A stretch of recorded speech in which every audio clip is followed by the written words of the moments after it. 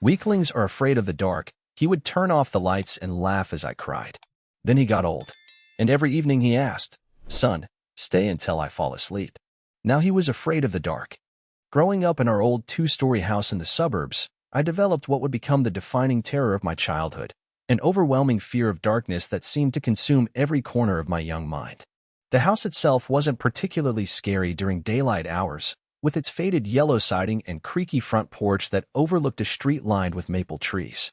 But when the sun went down, every shadow became a monster, every creak became footsteps, and every closed door became a gateway to unspeakable horrors. My father was a man who believed that masculinity was forged through hardship and that boys needed to be toughened up from an early age. He stood 6 feet tall with broad shoulders that had been built through years of manual labor, and his hands were permanently stained with motor oil from his work. His approach to parenting was simple and brutal. Fear was weakness, and weakness had no place in his house. When I was 7 years old and would cry about the monsters under my bed, he would storm into my room with heavy footsteps that made the old floorboards groan beneath his weight. The punishment for my fear was always the same: the basement. Our basement was an unfinished concrete cave that smelled of mildew and dampness, with a single bare bulb hanging from the ceiling that cast harsh shadows on the gray walls. Spider webs hung in every corner like nature's own haunted decorations, and the furnace in the corner would make sudden clicking and groaning sounds that echoed through the space like mechanical ghosts. This was where he would drag me, his grip firm on my small arm as I pleaded and begged, my voice already starting to stutter from the panic that was building in my chest. He would shove me down the wooden steps, each one creaking under my weight as I stumbled in the dim light. Then came the worst part, the click of the light switch being turned off, plunging me into complete blackness. The darkness down there was absolute, so thick it felt like it had weight and texture, pressing against my skin like a living thing. I could hear his footsteps walking away above me, the floorboards announcing his departure while I stood frozen in the blackness, too terrified to move or even breathe properly. The fear that consumed me in those moments was beyond anything a child should experience. My heart would pound so hard I could hear it in my ears, drowning out even the sound of my own rapid breathing. Every shadow that my eyes created in the darkness became a threat.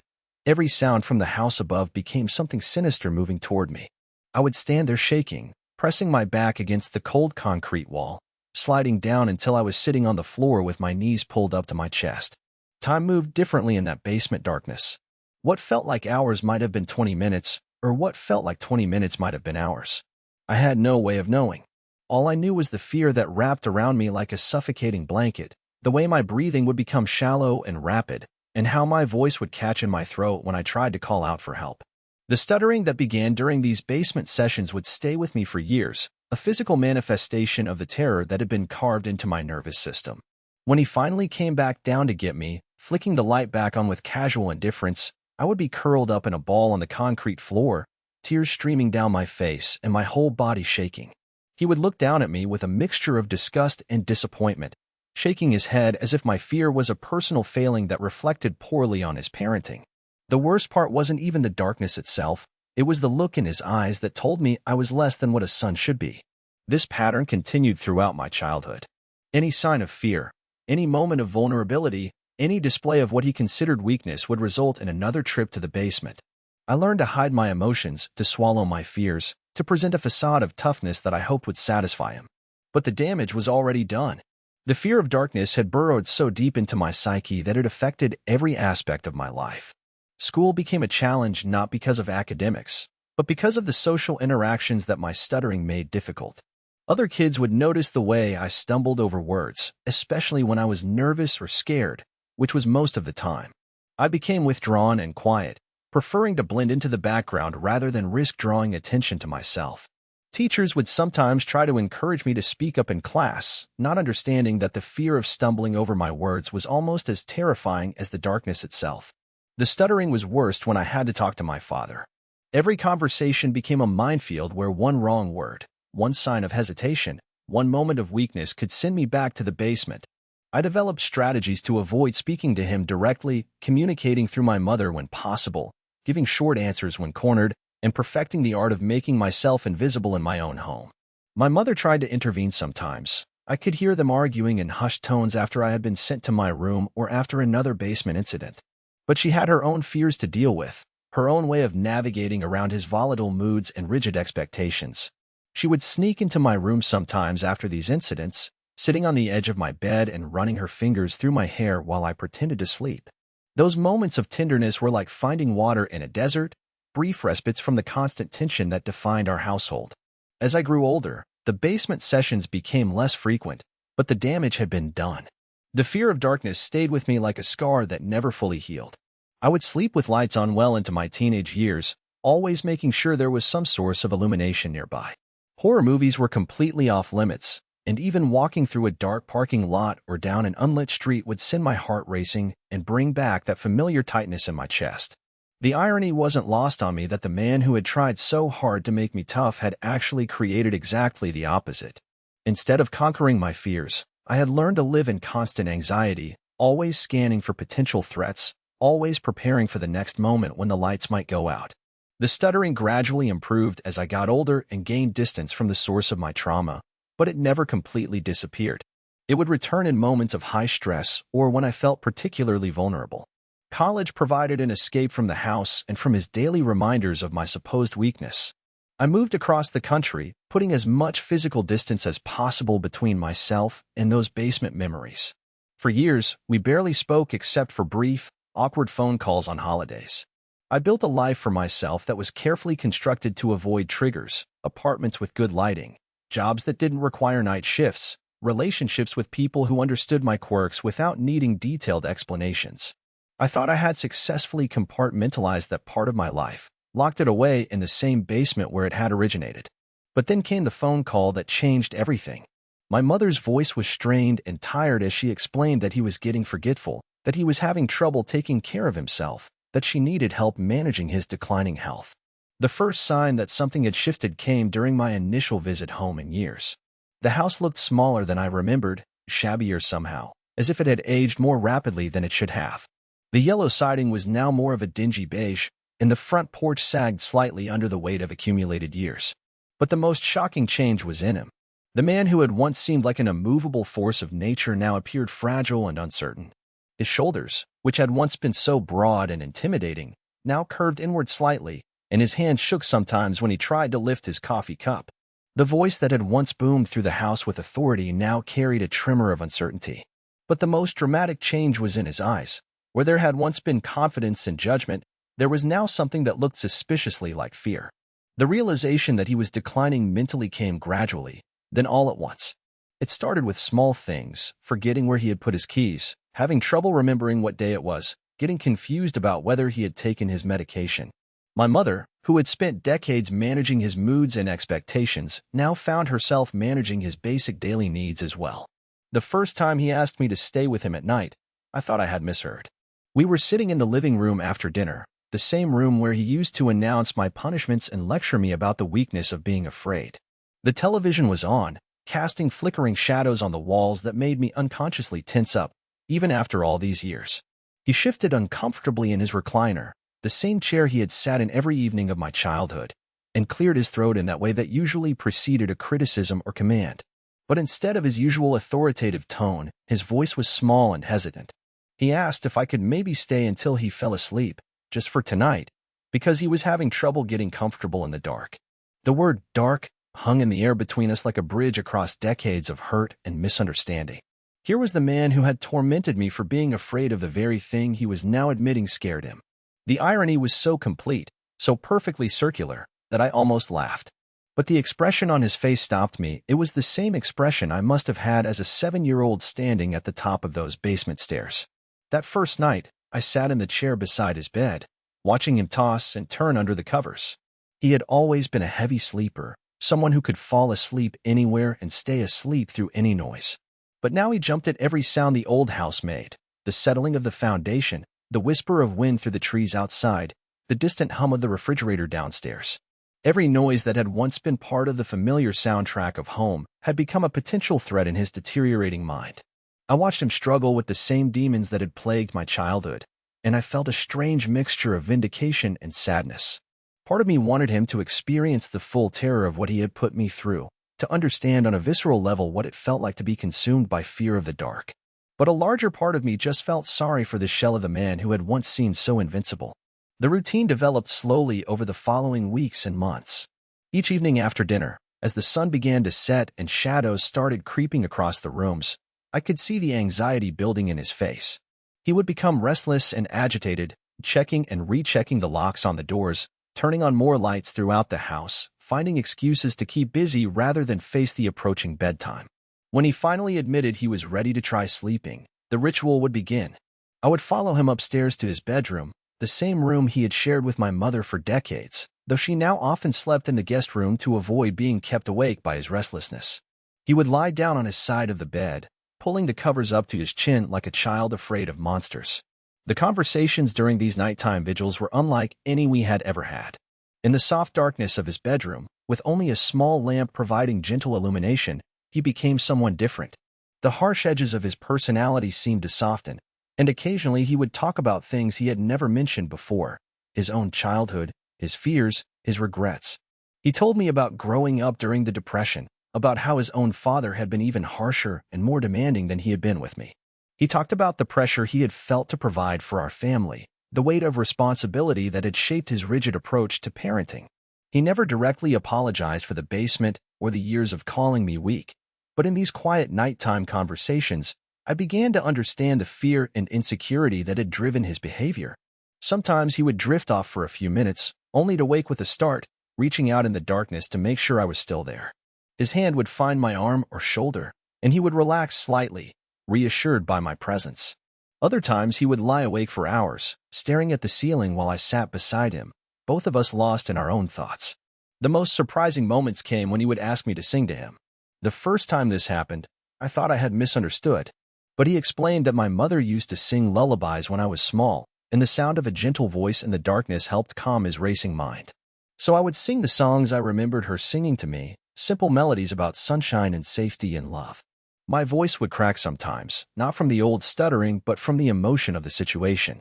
Here I was, singing lullabies to the man who had spent years trying to toughen me up, trying to strip away any trace of gentleness or vulnerability. The role reversal was so complete that it felt almost surreal. As weeks turned into months, I began to see patterns in his decline that made the situation even more complex. His memory was becoming increasingly unreliable, but certain memories from the distant past remained crystal clear. He would talk about events from decades ago with perfect detail, while forgetting conversations we had had that same morning. One night, as I sat beside his bed watching him fight sleep, he suddenly turned to me with tears in his eyes. In a voice barely above a whisper, he told me he remembered the basement. He remembered my crying, my pleading, the way I would shake when he turned off the lights. He said he thought he was making me stronger, that he thought fear was something that could be beaten out of a person through force and repetition. But now, lying in his own bed afraid of the dark, he understood what he had done to me. He understood that fear wasn't weakness, it was just part of being human, and that trying to crush it in a child only made it grow stronger and more twisted. He said he could see my 7-year-old face every time he closed his eyes, could remember the sound of my stuttering voice calling for help from the basement. This admission hung between us in the quiet darkness of his bedroom. I had waited my entire adult life for some acknowledgement of what those years had done to me, some recognition that his methods had been wrong. Now that it was finally happening, I discovered that forgiveness was more complicated than I had expected. The anger I had carried for so long didn't just disappear with his words. The damage to my nervous system, the years of therapy I had needed as an adult, the relationships that had been affected by my inability to be fully vulnerable, none of that could be undone by a nighttime confession. But something did shift in that moment. Some small part of the wall between us began to crumble. As his condition continued to deteriorate, the nighttime routine became the central part of my relationship with him. During the day, he could still maintain some of his old personality, stubborn, judgmental, resistant to help. But at night, when the darkness pressed in around the edges of his consciousness, he became completely dependent on my presence. I found myself looking forward to these evening hours in a way that surprised me. Not because I enjoyed seeing him suffer, but because these were the only times we could be honest with each other. In the vulnerability of his fear and my willingness to help despite our history, we found a kind of peace that had never existed between us before. The breakthrough came on a particularly difficult night when his anxiety was worse than usual. He had been agitated all evening, unable to settle down, jumping at every shadow and sound. Nothing I did seemed to help calm him, not the singing, not the gentle conversation, not even keeping extra lights on throughout the room. Finally, in desperation, I made a decision that surprised both of us. I told him about my own ongoing struggles with darkness, about how his basement punishments had affected me well into adulthood. I described the panic attacks I still sometimes had in dark places, the way my heart would race when I had to walk through an unlit parking garage, the nightmares that would return during particularly stressful periods of my life. Instead of becoming defensive or dismissive, he listened with an attention and focus that I hadn't seen from him in months. When I finished talking, he was quiet for a long time. Then he reached over and took my hand, something he had never done in my entire childhood, and held it tightly. He told me that knowing I was still struggling with the effects of his parenting was the most painful thing he could imagine. He said that if he could go back and change everything, he would. He would hold me when I was scared instead of punishing me for it. He would teach me that being afraid didn't make me weak, that asking for help was actually a sign of strength. But since he couldn't change the past, he wanted to make sure I understood something important. He said that watching me choose to help him despite everything he had done to me showed more courage and strength than anything he had ever accomplished in his life. He said I had become the kind of man he had always hoped to raise, not because of his harsh methods but in spite of them. This conversation marked a turning point in our relationship and in my own healing process. For the first time in my life, I felt truly seen and understood by my father. Not the father I had always wanted, but the broken, flawed man he actually was. And perhaps more importantly, I began to see myself differently too. Taking care of him during those long, dark nights gave me a different kind of strength than I had ever imagined possible. It wasn't the tough, emotionless masculinity he had tried to beat into me as a child. Instead, it was the strength that comes from choosing compassion over resentment, from offering comfort to someone who had once caused you pain. The end came more suddenly than we had expected. One evening in late fall, as the days were getting shorter and the darkness was arriving earlier each day, he seemed more confused than usual. He kept asking for people who weren't there, talking to shadows that only he could see. I stayed with him as always, sitting in the chair beside his bed, ready to offer reassurance when the familiar fears began to surface. But that night was different. Instead of the usual anxiety about darkness and shadows, he seemed to be fighting some internal battle that I couldn't help him with. He would drift in and out of consciousness, sometimes seeming completely present and aware, other times lost in memories or hallucinations that belonged to different decades of his life. In what I now realize were his final lucid moments, he turned to me one last time. His eyes were clearer than they had been in weeks, and his voice was stronger. He told me he was grateful that I had stayed, that I had chosen to be there for him when he needed me most. He said he understood now that love wasn't about making people tough. It was about making them feel safe enough to be vulnerable. He died peacefully just before dawn, as the first light was beginning to creep around the edges of the bedroom curtains. I was still sitting in the chair beside his bed, still holding his hand, when I realized his breathing had stopped. For the first time in months, the room was completely quiet. No restless tossing, no anxious muttering, no request for reassurance about shadows in the corners. Update 1. The funeral arrangements and the weeks that followed his death brought unexpected challenges and revelations that I hadn't anticipated. Going through his personal belongings with my mother, I discovered things about him that painted a more complex picture of the man who had shaped my childhood in such painful ways. In a box hidden in the back of his bedroom closet, we found letters he had written but never sent, letters to me, to my mother, to his own father who had died decades earlier. The letters to me were particularly difficult to read. They spanned years, starting from when I was in college and continuing right up until just a few months before his death. In these unsent letters, he wrote about watching me grow up and move away, about his regret over his parenting methods, about his pride in the man I had become despite his failures as a father. He wrote about the basement incident specifically, describing his own horror at what he had done and his inability to figure out how to apologize or make amends. He had wanted to reach out so many times over the years but didn't know how to bridge the gap that his actions had created. One letter, dated just 2 years earlier, described a conversation he had overheard between my mother and her sister about my struggles with anxiety as an adult. He had apparently asked my mother detailed questions about my life, my relationships, my career, my happiness, things he had never asked me directly. In the letter, he wrote about his realization that his attempts to make me stronger had actually made my life harder, and his desperate wish that he could somehow undo the damage. Reading these letters while sitting in the same house where I had spent so many terrifying nights in the basement created a surreal emotional experience. I felt simultaneously validated and heartbroken, validated because his words confirmed that the harm had been real and significant, heartbroken because I realized he had been carrying the weight of his mistakes for decades without knowing how to address them. My mother, who had been mostly quiet during the process of going through his things, finally opened up about those years. She told me things I had never known, how she had fought with him behind closed doors about his treatment of me, how she had threatened to leave him if he didn't stop the basement punishments, how she had spent years trying to balance protecting me with keeping the family together.